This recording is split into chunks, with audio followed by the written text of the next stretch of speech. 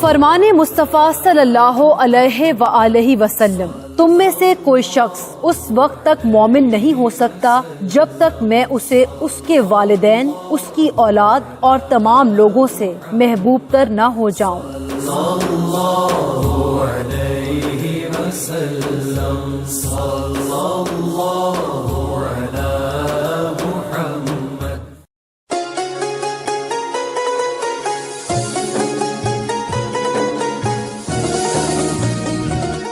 اللهم أجرنا من النار۔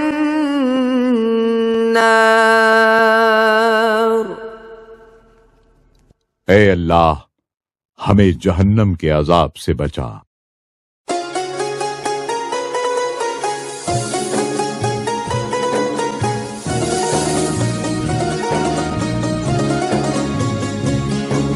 شان رمضان، شان رمضان۔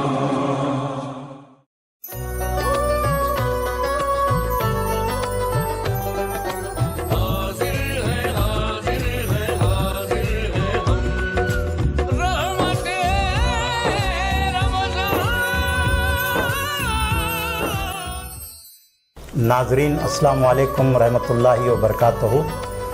رمضان المبارک کے دوران اے ٹی وی پر سحر اور افطار کے موقعوں پر پیش کیے جانے والے خصوصی پروگرام رحمت رمضان میں آج ہمارے ساتھ موجود ہیں گلبرگہ کے ممتاز جید عالم دین مولانا حافظ محمد شریف احمد مظہری صاحب۔ آپ جمعیت العلماء کرناٹک کے نائب صدر اور گلبرگہ ضلع کے صدر ہیں اور گلبرگہ کے قدیم دینی مدرسے مظاہر العلوم کے بانی محتمم ہیں۔ تو مولانا آپ کا اس پروگرام میں خیر مقدم ہے۔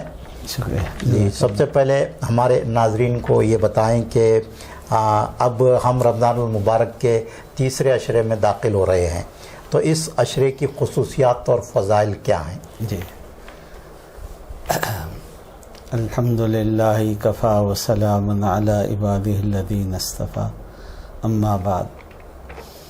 میں بہت ہی مشکور ہوں محترم جناب سینئر صافی عزیز اللہ سرمد صاحب، آپ کے یہ ٹی وی کے اس پروگرام میں آپ نے شامل کیا ہے۔ میں آپ کا مشکور ہوں، اس ناچیز کو آپ نے یاد فرمایا۔ جی، تو آج کے اس اہم پروگرام میں ابھی آپ جو فرما رہے تھے رمضان المبارک کا آخری عشرہ، جی، اب ہم آخری عشرے میں داخل ہونے جا رہے ہیں۔ جی، تو رمضان المبارک کا آخری عشرہ بہت زیادہ اہمیت کا حامل ہے۔ جی، جی، ہم سب کے آقا و مولا نبی رحمت صلی اللہ تعالیٰ علیہ وسلم ہجرت کے بعد جب دوسری ہجری میں رمضان المبارک کا روزہ فرض ہوا، جی، تو آقا دو جہاں صلی اللہ تعالیٰ علیہ وسلم کا یہ عمل رہا کہ آپ نے رمضان المبارک کا اعتکاف فرمایا۔ جی، تو آپ صلی اللہ علیہ وسلم نے پہلے عشرے کا اعتکاف فرمایا، پھر صحابہ بھی آپ کے ساتھ میں تھے۔ آپ نے فرمایا کہ پہلے عشرے میں میں نے شب قدر کو نہیں پایا، پھر میں دوسرے عشرے کا اعتکاف کرنے جا رہا ہوں۔ پھر آپ کے ساتھ صحابہ بھی اعتکاف میں شریک ہوئے، پھر دوسرے عشرے کا اعتکاف بھی آپ صلی اللہ علیہ وسلم نے فرمایا، اس میں بھی آپ نے شب قدر کو نہیں پایا۔ پھر آپ نے صحابہ سے فرمایا کہ میں تیسرے عشرے کا اعتکاف شروع کر رہا ہوں، جو صحابہ میرے ساتھ مزید اعتکاف کرنا چاہتے ہیں وہ رہے۔ پھر صحابہ نے آپ کے ساتھ اعتکاف فرمایا، پھر آپ صلی اللہ علیہ وسلم کو تیسرے عشرے میں شب قدر بتلائی گئی۔ جی، پھر آپ صلی اللہ علیہ وسلم نے جو ہے شب قدر کے سلسلے میں فرمایا کہ اس کا وقت و تاریخ بتلائی گئی تھی لیکن بھلا دی گئی ہے۔ پھر آپ صلی اللہ علیہ وسلم نے یہ فرمایا، تو فجر کی نماز کے بعد فرمایا کہ رات میں بارش ہوئی، اور آپ جب فجر کی نماز ادا فرمائیں تو آپ کے جو ہے پیشانی مبارکہ پر جو ہے چیکڑ لگا، تو پھر آپ نے فرمایا جو گزری ہوئی جو رات تھی وہ شب قدر تھی. اچھا جی. تو یہ بات حدیث پاک میں موجود ہے. تو آپ صلی اللہ علیہ وسلم نے پھر جو ہے یہ فرمایا کہ شب قدر کو تلاش کرو آخری عشرے میں، تیسرا عشرہ یعنی آخری عشرے میں آپ صلی اللہ علیہ وسلم نے فرمایا. تو اللہ کے نبی صلی اللہ تعالیٰ علیہ وسلم سب سے زیادہ اللہ کی عبادت کرنے والے آپ، اور آپ کی جیسی عبادت کرنے والا نہ پیدا ہوا نہ قیامت تک پیدا ہو سکتا. جی. لیکن آپ صلی اللہ علیہ وسلم کی سیرت طیبہ سے بات ہم کو ملتی ہے کہ رمضان میں سب سے زیادہ عبادت کرتے تھے اور دنوں کے مقابلے میں، 11 مہینوں کے مقابلے میں رمضان میں مزید عبادت میں اضافہ فرماتے. جی. پھر آخری عشرے میں خاص طور پر شب قدر کو پانے کے لیے آپ صلی اللہ علیہ وسلم نے یعنی ہجرت کے بعد 10 سال، ایک ہی سال اس میں آپ اعتکاف نہیں فرمائے. تو آپ نے شب قدر کو جو شب قدر آخری عشرے میں ہے، آپ نے فرمایا کہ شب قدر کو تلاش کرو آخری عشرے میں. جی. تو آپ صلی اللہ علیہ وسلم نے جو یہ بات فرمائی بخاری میں بھی، مسلم میں بھی، دیگر حدیث کی کتابوں میں موجود ہے. تو اس لیے جو شب قدر کو پانے کے لیے آخری عشرے کا اہتمام کرتے ہیں، تو اللہ کے نبی صلی اللہ علیہ وسلم نے فرمایا کہ ایمان کی حالت میں ثواب کی نیت سے جب آدمی شب قدر میں عبادت کرتا ہے تو ایک رات میں عبادت کرنا وہ جو 1000 مہینوں سے بڑھ کر فرمایا گیا. جی. اور اس کے سلسلے میں قرآن مجید کی صورت میں نازل بھی. تو آخری عشرے کی خصوصیت یہ ہے کہ جیسے آپ صلی اللہ علیہ وسلم نے فرمایا رمضان المبارک کا پہلا عشرہ رحمت فرمایا، جی. دوسرا عشرہ مغفرت کا فرمایا، یہ تیسرا جو عشرہ ہے وہ دوزخ سے خلاصی ہے. تو اتنا ہے کہ آدمی جب 10 دن روزے رکھتا اور پھر اس کے بعد 20 دن مکمل ہو جاتے ہیں تو مغفرت، پھر جو ہے اللہ رب العالمین آخری عشرے میں بے شمار اپنے بندوں کو دوزخ سے خلاصی نصیب فرماتے ہیں. جی.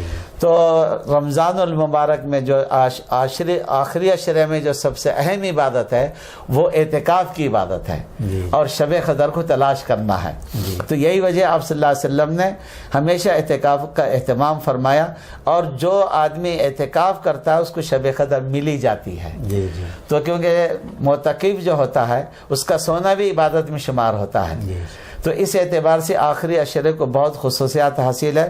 اور خاص طور پر قرآن مجید میں اللہ نے اس کا ذکر فرمایا، اعوذ باللہ من الشیطان الرجیم، بسم اللہ الرحمن الرحیم، انا انزلناه فی لیلۃ القدر وما ادراک ما لیلۃ القدر، لیلۃ القدر خیر من الف شہر، تنزل الملائکۃ والروح فیہا باذن ربہم من کل امر، سلام ہی حتی مطلع الفجر.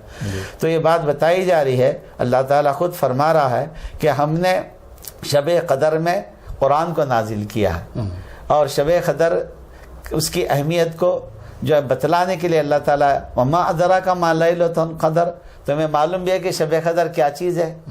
تو ہمیں معلوم نہیں، خود اللہ تعالیٰ فرما رہے ہیں کہ لیلۃ القدر خیر من الف شہر. ماشاءاللہ شب قدر ایک ایسی مبارک شب ہے جس میں آدمی ایمان کی حالت میں کھڑے بیٹھے اللہ کی عبادت، اللہ کی ذکر میں گزارتا ہے، تو اللہ تعالیٰ اس کو 1000 مہینوں سے بڑھ کر ثواب عطا فرماتے. 1000 مہینوں کی قید نہیں ہے اس میں. 1000 مہینے کا جو حساب کریں گے تو 83 سال 4 مہینے ہوتے ہیں، لیکن اس کی قید نہیں ہے. اللہ تعالیٰ جتنا چاہے اپنے فضل سے عنایت فرماتے ہیں. پھر یہ رات ایسی ہے جس میں اللہ رب العالمین کے حکم سے جبریل علیہ السلام کا نزول ہوتا ملائکہ کے ساتھ میں، اور پھر اللہ کے حکم کو امر خیر کو لے کر جو ہے وہ ان کا نزول ہوتا ہے. تو جو اللہ کے بندے بندیاں کھڑے بیٹھے اللہ کی عبادت کرے ان کو سلام کرتے ہیں اور ان کے لیے جو ہے رحمت کی دعا کرتے ہیں. اور رات سراپا سلامت ہے جو ہے. اور پھر یہ رات صرف وقتیہ 1 گھنٹے 2 گھنٹے کے لیے نہیں ہے، بلکہ جو ہے مغرب کے بعد سے لے کر کے صبح صادق تک جو یہ رات کا یہ رحمتوں کا سلسلہ یہ شب قدر رہتی ہے. تو اس رات کو پانے کے لیے یہ بڑی ہمارے لیے اہمیت ہے. اللہ کے نبی صلی اللہ تعالیٰ علیہ وسلم تشریف فرما تھے، صحابہ کرام تھے. آپ صلی اللہ تعالیٰ علیہ وسلم نے جو ہے کچھ بنی اسرائیل کے عابدین کا تذکرہ فرمایا. وہ 1000 مہینے تک رات میں اللہ کی عبادت کرتے تھے اور اللہ کے راستے میں جہاد کرتے تھے. کچھ ایسے عابدین کا تذکرہ فرمایا. تو صحابہ جو ہے کیونکہ آخرت کے حریص تھے, صحابہ کو ہمیشہ آخرت کا غلبہ اور فکر رہتی تھی. تو آپ اس سلسلے میں تھوڑا سا دل میں بات ہے کہ ہم تو ان کے اس ثواب کو تو نہیں پا سکتے, ہماری عمر بھی اتنی نہیں ہے کہ وہ ہزار مہینے اللہ کی عبادت کرے اور رات میں کھڑے رہے, دن میں جہاد کرے. ایسا مجاہدہ تو ہم سے نہیں ہو سکتا, اتنی عبادت. تو پھر اللہ رب العالمین نے صحابہ کی بے چینی کو اور یہ فکر کو دیکھا. پھر اللہ رب العالمین نے فضل فرمایا, پھر یہ سورت نازل فرمائی. اللہ رب العالمین کا اپنے بندوں پر مہربان ہے. اپنے حبیب صلی اللہ تعالیٰ علیہ وسلم کی امت کو اللہ نے کہا کہ تم ایک رات جگو, ایک رات عبادت کر لو, کہ بنی اسرائیل مکمل ہزار جو ہے وہ مہینے عبادت کرتے رہے, تم کو ایک رات میں ہم 1000 مہینوں سے بڑھ کے ثواب دیں گے. یہ امت محمدیہ کے لیے بڑی خوشخبری کی بات ہے, بڑی خوش آئین بات ہے. ہم مسلمانوں کو چاہیے, اللہ رمضان المبارک عطا فرمایا ہے تو اس مہینے میں ہماری جو ہے مغفرت بھی ہو جائے اور ہم کو دوزخ سے خلاصی بھی ملے. تو یہ آخری عشرہ خاص عبادت کا ہے, بلکہ آپ صلی اللہ علیہ وسلم آخری عشرے میں مسجد میں اعتکاف فرماتے, اپنے اہل و عیال سے بھی دور ہو جاتے تھے. اللہ کے گھر میں آپ اعتکاف فرما رہے, یعنی گویا کہ مخلوق سے کٹ جاتے, اپنا خالق سے تعلق اور اللہ کا قرب پانے کے لیے اعتکاف جو ہے بڑی چیز ہے.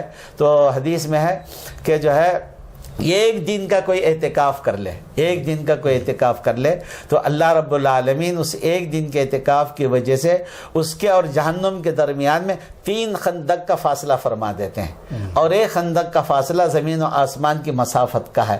بتائی کہ ایک دن کے اعتکاف پر آدمی جہنم سے 3 خندق جو ہے اس کا فاصلہ پیدا کرتا ہے.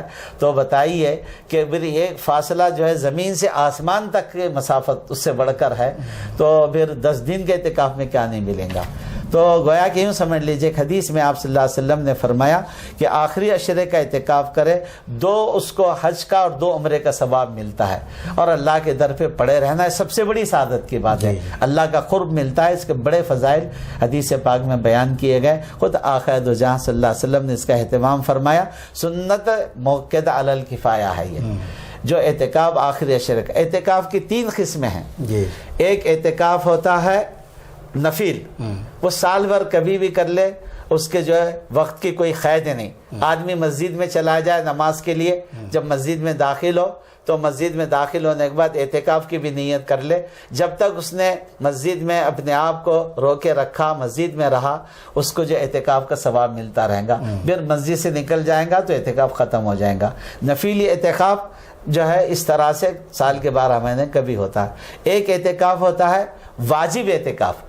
واجب اعتکاف ہے کسی نے نظر مانی, منت مانگی, فلاں میرا کام ہو جائے یا بیماری سے شفا مل جائے تو میں اعتکاف کرتا ہوں. اس کو کہتے ہیں نظر کا اعتکاف, منت کا اعتکاف. جتنے دن کی اس نے منت مانگی ہے, 1 دن کی 2 دن کی, تو اس کو مسجد میں اعتکاف کرنی چاہیے مرد کو. اور جو ہے اگر کوئی منت یعنی کوئی بیماری یا فائدہ یا نفع نقصان سے جو اس اعتبار سے منت نہیں مانگا, اس نے نظر نہیں مانگا, بلکہ اپنے آپ پر واجب کر لیا کہ میں جو 3 دن کا اعتکاف کروں گا اللہ کے لیے, تو اس کو واجب ہو جاتا. اس اعتکاف کو جو ہے پورا کرنا واجب ہے, اور اس میں بھی روزہ لازم ہے.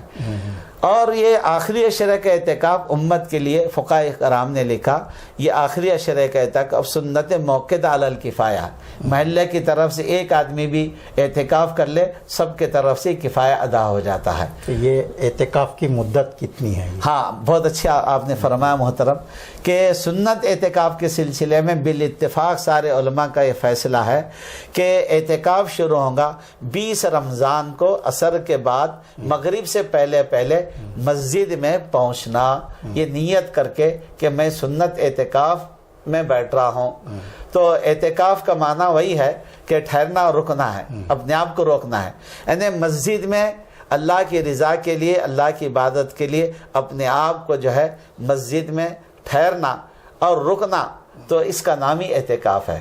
تو 20 رمضان یعنی 21 رمضان 21ویں تاخرات شروع ہونے سے پہلے مغرب سے پہلے نیت کرنی چاہیے. اگر مغرب کے بعد نیت کرا تو وہ سنت اعتکاف نہیں. شرط ہے یہ کہ سورج غروب ہونے سے پہلے, مغرب سے پہلے مرد حضرات مسجد میں پہنچے, اور نیت کر لے میں سنت اعتکاف کر رہا ہوں، بس اتنا ہی کافی ہے. وہ اللہ کے در پہ پڑے رہے، اللہ کا قرب پانے کے لیے اجر و ثواب کی نیت کر کے.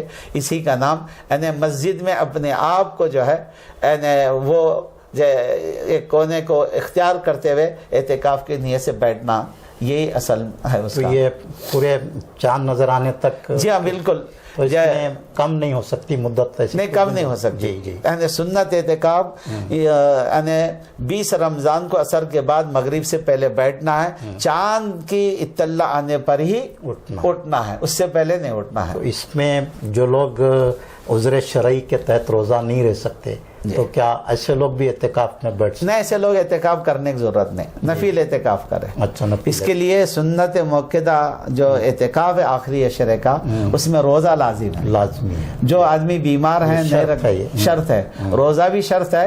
اس میں بہت سارے اور بھی شرائط کیا ہے. احکام ہے اس میں؟ احکامات یہ ہے کہ آدمی جو ہے کہ بلا کسی عذر کے مسجد سے باہر نہیں جا سکتا. بلکہ حدیث پاک میں یہ ہے جو آدمی اعتکاف کرتا ہے تو آدمی کہیں نہیں جا سکتا. جیسے بیمار کی عیادت کرنا ہے یا نماز جنازہ میں جانا ہے تو آدمی نہیں جائے گا، وہ بیٹھے جگہ اس کو ثواب ملتا رہے گا. تو مسجد سے نہیں نکلنا. صرف مسجد سے نکلنا ہے تو آدمی کو جو ہے وضو اس کا چلے گیا ہے تو وضو بنانے کے لیے جائے، یا آدمی اپنی ضرورت کے لیے چلے جائے جو طبی ضرورت ہے تو اس سے آدمی فارغ ہو. بلکہ علماء کرام نے لکھا کہ آدمی بلا کسی عذر کے مسجد کے باہر گیا تو وہ اعتکاف ٹوٹ جاتا ہے. اس میں جو ہے بڑی پابندیاں ہیں، اس میں کوئی شرط نہیں ہے. بڑا اجر بھی ہے، بڑا ثواب بھی ہے، سنت ہے اور بڑی جو عبادت ہے یہ. لیکن اس میں یہ پابندی بھی ہے. بعض لوگ اس کا اہتمام نہیں کرتے. یہاں تک علماء نے لکھا یہ آخری عشرے کے اعتکاف میں آدمی جو ہے گرمی کی وجہ سے مسجد کے باہر جا کے پانی بھی نہیں نہا سکتا، یعنی غسل بھی نہیں کر سکتا. ہاں اگر غسل کی ضرورت پیش آ جائے، جیسے احتلام ہو جائے، تو اس صورت میں پاکی کے لیے غسل کر سکتا. تو آدمی جو اس لیے بھی باہر نہیں جا سکتا کہ بھئی میرے کو بہت زیادہ گرمی لگ رہی، میں جا کر کے نہا کے آتا، اس کی بھی اجازت نہیں. تو آدمی 1 منٹ کے لیے بھی باہر نہیں جا سکتا.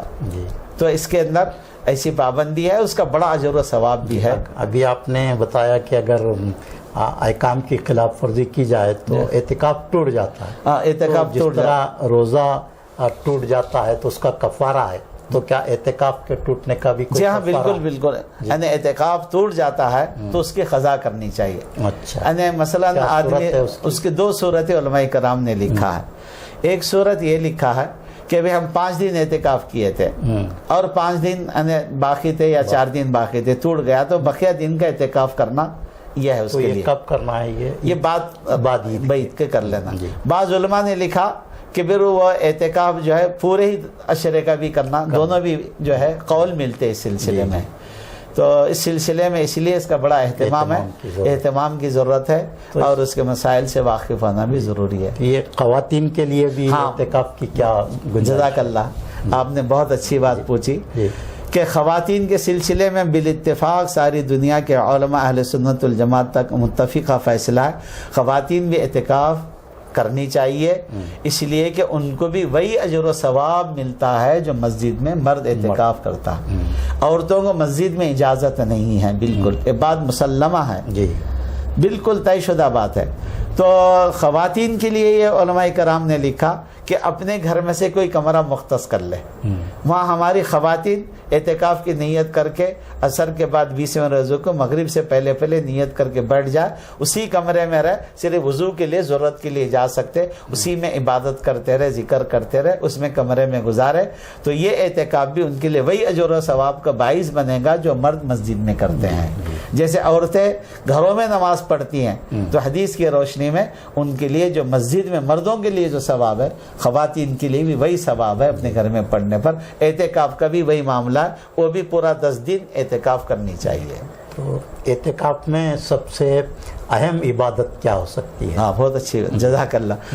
اعتکاف میں سب سے اہم عبادت یہ ہے کہ آدمی جو ہے تہجد پڑھے. تراویح تو پڑھتا ہی آدمی، تراویح پڑھے، تہجد پڑھے، تلاوت کرے اور ذکر کرے، درود شریف پڑھے. اور سب سے اہم چیز ہے کہ اللہ سے مانگتے رہے، مغفرت چاہتے رہے کہ اللہ کے در پر آدمی پڑا ہوا ہے، یہ امید لے جیسے ہمارے آج سے 40-50 سال پہلے بعد جو ہے ایسے جلالی فقیر آ جاتے تھے, سوال لگا کے بیٹھ جاتے تھے, اتنا دینا ہی سیٹ صاحب نے تو ہم نہیں جائیں گے, کچھ بھی کرے. تو اللہ کے در پر بیٹھا ہے تو آدمی اللہ کے ساتھ حسن ظن کے ساتھ بیٹھے, اللہ سب کچھ عطا فرماتے ہیں. لیکن شرط یہ ہے کہ اپنا تعلق اللہ سے صحیح کر لے. آدمی جو ہے اللہ سے صحیح یعنی حسن ظن کے ساتھ رہے تو اللہ تعالیٰ سب کچھ نوازتے ہیں.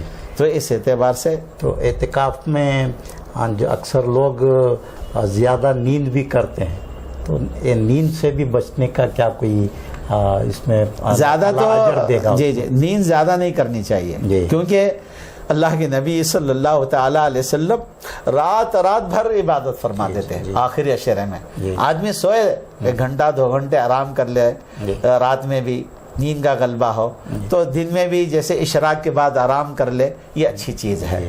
لیکن رات کا جو مقصد ہے جو حدیث پاک میں ہے کہ جو ہے وہ ایسی مبارک مقدس رات آخری عشرے میں ہوتی ہے, تو اس میں تو اللہ کے سامنے کھڑے رہنا, عبادت کرنا, رونا, اپنی مغفرت اپنے لیے, اپنے اہل و عیال کے لیے, امت کے لیے اللہ سے مانگنا ہے. تو وہ سونے کی راتیں نہیں ہیں, وہ تو جگ کر عبادت کرنے کی رات ہے. آدمی کا تقاضا ہے, بہت طبیعت تھکی ہوئی ہے تو 1-2 گھنٹے آرام بھی کر لے, یہ ایسا ہونی چاہیے. مولانا آپ شب قدر کے فضائل بیان کر رہے تھے, تو اس میں طاق راتوں میں شب قدر کو تلاش کرنے کے لیے کہا گیا ہے. تو محترم جی ماشاءاللہ آپ نے بہت اچھی بات فرمائی. تو جیسے میں نے 2 حدیثیں ذکر کیا, تو اس طرح ایک حدیث میں یہ بھی بات ہے, اور بھی اس سلسلے میں احادیث ہیں کہ آخری عشرے کو جو ہے طاق رات میں تلاش کرنا چاہیے, آخری عشرے میں طاق رات کو تلاش کرنا چاہیے. بعض احادیث یہ بھی ہے کہ شب قدر کو طاق راتوں میں تلاش کرو, اس کی بھی بات آئی ہے. تو گویا کہ یہ بات آخری عشرہ تو اپنی جگہ طے ہے. پھر بعض احادیث میں جو ہے طاق راتوں میں بھی شب قدر جو ہے آتی ہے, اور یہ بھی علماء نے لکھا کہ ہر سال طاق رات آخری عشرے میں بدلتی ہے, کبھی 21 کو ہو, 23 کو ہو, 25 کو ہو, 27 کو بدلتے رہتے. البتہ ایک بات میں عرض کرتا ہوں, اجماع کا تو شب قدر جو ہے 26 کی رات. جی وہی بات ماشاءاللہ آپ نے فرمائی, یہ بالکل غلط بات ہے. قرآن اور حدیث سے جو بات ثابت ہے کہ بھی شب قدر کو آخری عشرے میں اور طاق راتوں میں تلاش کرنے کا حکم ہے. ہم جو ہے کسی ایک رات کو کسی کے قول پر, جو قرآن و حدیث کی بات کو چھوڑ کر کسی کے قول کو صرف جو ہے 27ویں شب کو ہی طاق رات ہے, جیسے ہمارے گلبرگہ شریف میں ایک عام رواج بنا کہ ہمارے مسلمان بھائی صرف 27ویں طاق راتوں میں مسجدیں بھری جاتی ہے, یہ اس کی اصلاح ہونا چاہیے. یہ بالکل غلط ہے کہ اللہ کے نبی صلی اللہ علیہ وسلم کا منشا, صحابہ کرام کا منشا, جو دیکھیں گے آپ کہ زیادہ سے زیادہ ہم آخری عشرے میں عبادت اس سے محروم ہو جاتے ہیں. لیکن میں جہاں تک, میں بھی ایک طالب علم ہوں, میں نے دیکھا کہ 27ویں طاق رات 27 کو جو شب قدر ہوگی ایسا کوئی ذکر نہیں ہے. طاق راتوں کا ذکر ہے اور آخری عشرے کا ذکر ہے. 27 کو ہی طاق رات ہوں گی, اس کا ذکر نہیں. بعض جو ہے علماء, بعض ائمہ نے اس کے سلسلے میں بات فرمائی ہے, لیکن قرآن و حدیث کی بات تو یہی ہے کہ وہ آخری عشرہ طاق راتوں میں شب قدر کو پانی چاہیے. تو مولانا شب قدر کا اہتمام کس طرح کیا جانا چاہیے؟ ہاں ماشاءاللہ, شب قدر کا اہتمام جو ہے آدمی, جیسے بات ہے جو لوگ اعتکاف نہیں کر رہے ہیں ان کے لیے بھی شب قدر کے لیے بڑی اچھی باتیں لکھی ہیں کہ آدمی جب افطار کرے, مغرب پڑھے, پھر عشاء پڑھے, تراویح پڑھے, پھر آدمی کام کاج بھی کر لے, کچھ جو ہے آرام بھی کر لے, تہجد بھی پڑھ لے, اور فجر کی نماز جماعت کے ساتھ پڑھ لے, تو اس نے گویا کہ شب قدر کے جو ہے شب قدر کو پایا, وہ بھی محروم نہیں ہے ماشاءاللہ. تو شب قدر کا, بلکہ میں تو اپنے مسلمان بھائیوں سے, بہنوں سے میں درخواست کرتا ہوں, اللہ نے ایسی نعمت عطا فرمائی یہ آخری عشرہ کہ ہم اس رات میں جو ہے تہجد کا اہتمام کرے, فجر بھی وقت پر پڑھے جماعت کے ساتھ, انشاءاللہ طاق رات ہم کو مل جائے گی. کوئی مسلمان محروم نہیں رہے گا جو عشاء تراویح پڑھے اور پھر جو فجر پڑھے, تو انشاءاللہ طاق رات کا اس کو جو ہے ایک اچھا حصہ اس کو مل جاتا ہے. مولانا آپ نے شب قدر اور اعتکاف کے پورے فضائل بیان کیے. اب رمضان المبارک ہم سے اس آخری عشرے میں گزر جائے گا، تو رمضان کا جو اثر ہماری زندگی پر ہونا چاہیے وہ اکثر دیکھا نہیں جاتا. تو اس بارے میں بہت سارے مسلمانوں سے غفلتیں ہوتی ہیں عبادتوں میں اور زکوٰۃ کی ادائیگی میں، صدقہ خیرات کی ادائیگی میں. تو اس طرف آپ امت کو کیا توجہ دلانا چاہیں گے کہ ہماری زندگی پر رمضان کا کیا اثر ہونا چاہیے؟ ماشاء اللہ جی محترم نے اس سلسلے میں جو ہے آپ توجہ فرمائی ہے، بہت اچھی بات ہے. اصل میں ہم نے دیکھا بھی ہے، مشاہدے میں بھی بات ہے جی، اور اپنے بزرگوں کو بھی دیکھا، جس کا رمضان صحیح گزر جاتا ہے تو 11 مہینے بھی اس کے صحیح گزرتے ہیں. جی جی. تو میرا جو ہے یہ مشاہدہ ہے اور میں جو ہے دیکھ رہا ہوں رمضان میں جو ہے اب گناہ سے بچنے کا جو اہتمام ہے تو بعد رمضان میں بھی ہمارے اندر یہ بات آنی چاہیے، اور ہم رمضان میں جو ہے صحیح اہتمام نہ ہونے کی وجہ سے وہ اثر ہماری زندگی میں نہیں آ رہا. تو صحیح طور پر رمضان کو گزارنا چاہیے، اس کے اثرات 11 مہینے رہتے ہیں. تو ہم جو ہے رمضان کے بعد ایک دم بالکل مسجدیں ہماری خالی ہو جائے، نمازوں سے دور ہو جائے تو ہمارے لیے بہت بری علامت ہے، اچھی علامت نہیں ہے. یہ بہت ہمارے لیے افسوسناک پہلو ہے یہ کہ ایسا نہیں ہونی چاہیے. تو جو رمضان میں جس طرح کی ہمدردی دیکھی جاتی ہے، ایک دوسرے سے مدد کرنے کا جو جذبہ پایا جاتا ہے، عبادتوں کا جو ذوق پایا جاتا ہے، تو وہ رمضان کے بعد دکھائی نہیں دیتا. رمضان کے بعد جو دکھائی نہیں دے رہا، ہمارے اندر کمی ہے، کھوٹ ہے ہمارے اندر. رمضان میں تو ظاہری بات ہے یہ مبارک مقدس مہینہ ہے، اور 11 مہینوں کے مقابلے میں سخاوت میں بھی آدمی آگے بڑھتا ہے، عبادت میں بھی آگے بڑھتا ہے. اس میں تو یقیناً دل نرم ہوتے ہیں. یہ بہت ہی مقدس اور مبارک مہینہ، اس میں بہت زیادہ اضافہ ہوتا ہے عبادات میں بھی، زکوٰۃ صدقہ خیرات میں بھی. لیکن ہمارے لیے ضروری ہے رمضان میں ہی صدقہ خیرات کو، عبادت کو محدود نہ کرے، بعد رمضان بھی سلسلہ رکھنا چاہیے. بعض دفعہ ایسا ہوتا ہے کہ رمضان کے بعد بھی ایسا مجبور آدمی ہو جاتا ہے کہ اس کی جو اعانت کرنا، اس کی مدد کرنا، میں سمجھتا ہوں رمضان سے بڑھ کر بھی اس وقت اس کو ثواب ملتا ہے. جی جی ہاں، ضرورت کے اعتبار سے ثواب ملتا. ہم نے یہ طے کر رکھا کہ بھئی ہم رمضان میں ہی کریں گے، یہ بالکل صحیح بات نہیں. البتہ ایک مشورہ میں محترم ناظرین کی خدمت میں پیش کرتا ہوں، رمضان میں حساب کر کے زکوٰۃ تو نکالے، رمضان میں بھی خرچ کرے اور کچھ زکوٰۃ رکھے. بعض دفعہ بہت ضروری ضرورت پر جو حالات کے اعتبار سے، تقاضوں کے اعتبار سے بھی خرچ کرنا چاہیے. اس کے بھی بہت اچھی چیز ہے یہ. جی. تو یہ مولانا زکوٰۃ جو رکھی گئی ہے رمضان میں، اس کا کیا مقصد ہے اس کا؟ ہاں، بہت اچھی بات آپ نے فرمائی محترم. زکوٰۃ رمضان میں بول کر نہیں ہے. اچھا. زکوٰۃ جو ہے ایک مالی عبادت ہے. تو جیسے آدمی جو ہے جسمانی عبادت نماز ہے، اس میں پیسہ نہیں لگتا، صرف آدمی کی جان لگتی ہے، اور جو روزہ اس میں جان لگتی ہے. صرف یہ ایک ہی عبادت نہیں ہے، اللہ رب العالمین نے مالی عبادت بھی رکھی ہے. جی جی. قرآن میں 62 سے زیادہ جگہ وَأَقِيمُوا الصَّلَاةَ وَآتُوا الزَّكَاةَ کہا گیا. الَّذِينَ يُنْفِقُونَ الَّذِينَ يُؤْمِنُونَ بِالْغَيْبِ جو يُؤْمِنُونَ وَأَقِيمُوا الصَّلَاةَ. تو یہ جو ہے الذین یؤمنون بما الذین بالغیب یقیمون الصلاۃ ومما رزقناہم ينفقون کہا گیا کہ جو لوگ غیب پر ایمان رکھنے والے ہیں اور نماز قائم کرتے ہیں، اللہ تعالیٰ فرماتے ہیں ومما رزقناہم ينفقون، اللہ تعالیٰ فرماتے ہیں ہمارے دیے مال میں خرچ کرو. سب کچھ دیا وہ اللہ کا ہے. یہ اللہ کا کرم ہے کہ اللہ نے پورا دینے کے لیے حکم نہیں فرمایا، بلکہ جو ہے یوں سمجھ لیجئے کہ 40 روپے میں سے 1 روپیہ، یہ اصل بات ہے. 100 روپے میں 2.5 روپے دینا ہے، 1000 میں 25 روپے دینا ہے. یہ جو مالی عبادت ہے فرض ہے. اگر آدمی اس کو ادا نہیں کرتا، والذین یکنزون الذهب والفضة ولا ينفقونها في سبیل اللہ فبشرهم بعذاب علیم. بڑی سخت وعید بتائی گئی ہے. جو لوگ مال کو جوڑ کر رکھتے ہیں، گن کر رکھتے ہیں، اللہ کے راستے میں خرچ نہیں کرتے، ان کے لیے سخت عذاب کہ جو ہے اس میں جو ہے خوشخبری سنائی گئی ہے. اللہ تعالیٰ حفاظت فرمائے. ابھی آگے آدمی بات بتائے، جباہم و جنوب و ظہورم کہا گیا، وہ مال دوزخ کی آگ میں تپایا جائے گا.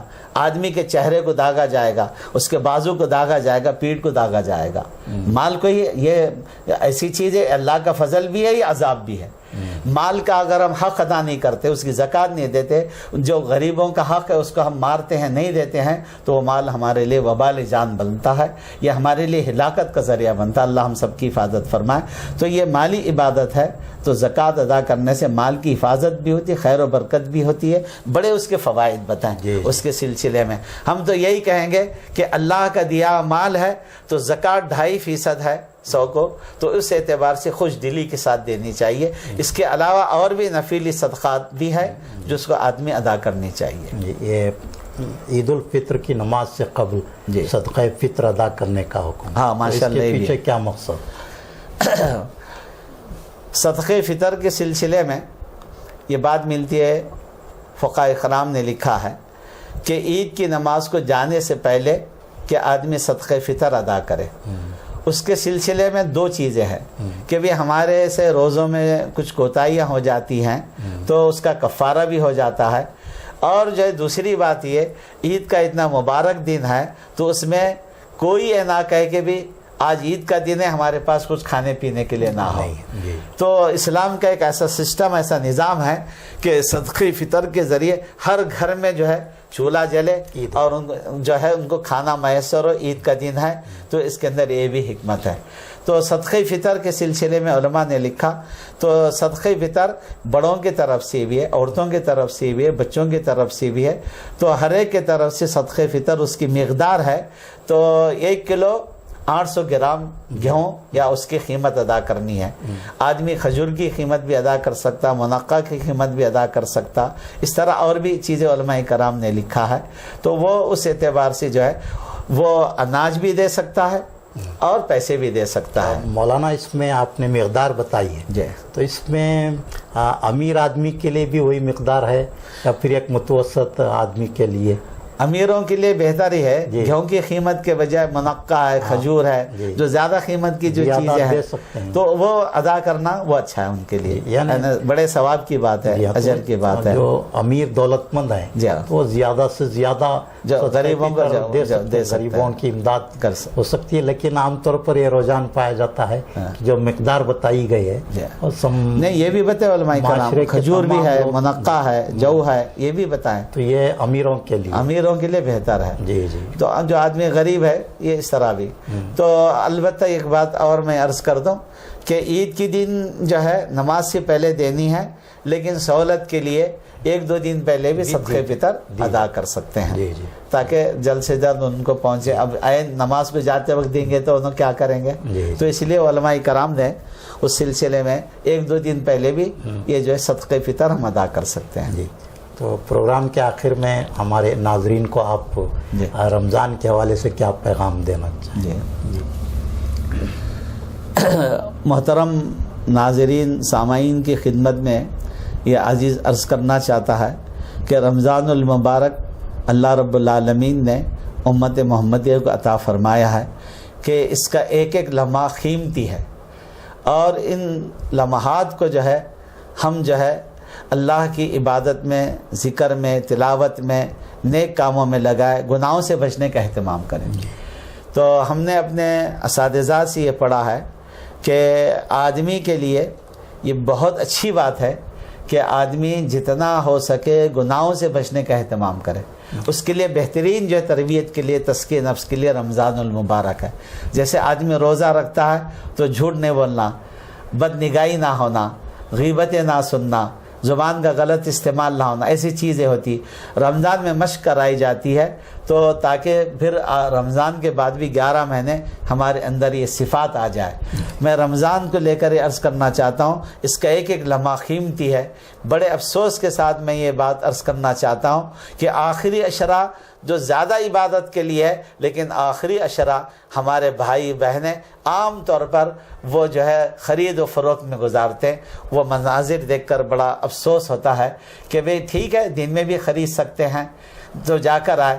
تو ہم جو ہے ایک بڑا طبقہ امت مسلمہ کا، کبھی ہم کسی کام سے بازار جاتے ہیں دیکھتے ہیں تو بڑی تعداد ہمارے مسلمان بھائیوں کی، نوجوانوں کی عبادت کے بجائے کٹوں پر چوراستوں پر یہاں وہاں بیٹھ کر کے گزار رہے، یہ بڑی محرومی کی بات ہے، بدقسمتی کی بات ہے۔ حدیث پاک میں بات بتائی گئی، جو شب قدر سے محروم رہا وہ ساری خیر سے محروم رہا، کبھی وہ سرفراز نہیں ہو سکتا۔ تو یہ وقت ہمارا بازاروں میں، چوراستوں پر، کٹوں پر گزرنے کے بجائے گھروں میں اللہ کی عبادت کے اعتبار سے ہمارا وقت گزرنا چاہیے۔ اور رمضان میں قرآن مجید نازل ہوا ہے، ہم تلاوت زیادہ سے زیادہ قرآن مجید کی تلاوت کریں، یہ میرا پیغام ہے رمضان کو لے کر۔ تو اس میں تزکیہ نفس کا بہترین جو ہے، یہ جو ہے رمضان کا مہینہ ہمارے لیے اللہ نے عطا فرمایا، اس سے ہم فائدہ اٹھانی چاہیے۔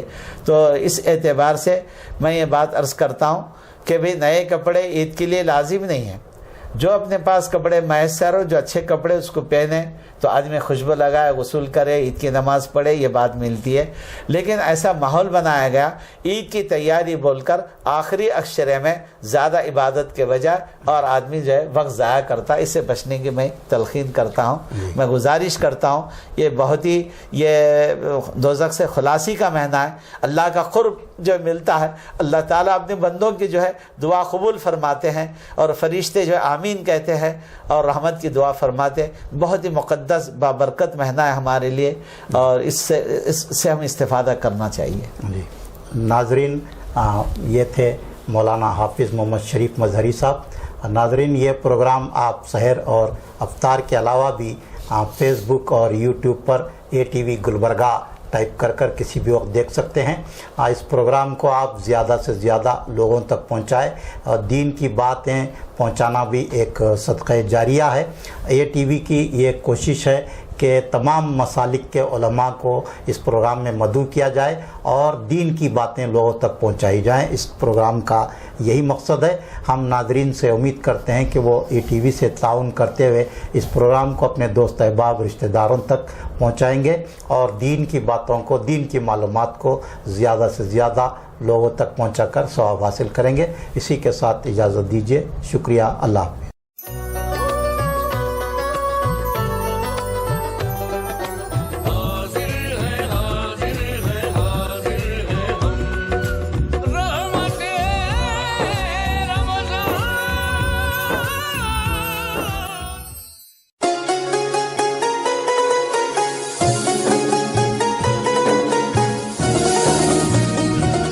اللهم أجرنا من النار۔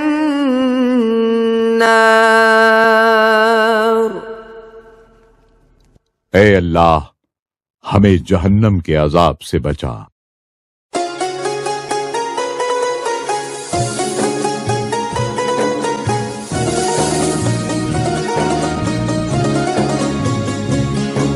شان رمضان، شان رمضان۔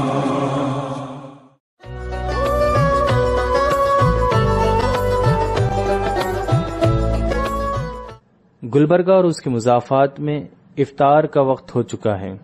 دوسرے مقامی لوگ اپنے مقامی وقت کے اعتبار سے روزہ افطار کریں۔ روزہ افطار کرنے کی دعا: اللہم انی لک صمت وبک آمنت وعلیک توکلت وعلی رزقک افطرت۔ ترجمہ: اے اللہ، میں نے تیری خاطر روزہ رکھا، تجھ پر ایمان لایا اور تجھ ہی پر بھروسہ کیا، اور تیرے ہی دیے ہوئے رزق سے افطار کرتا ہوں۔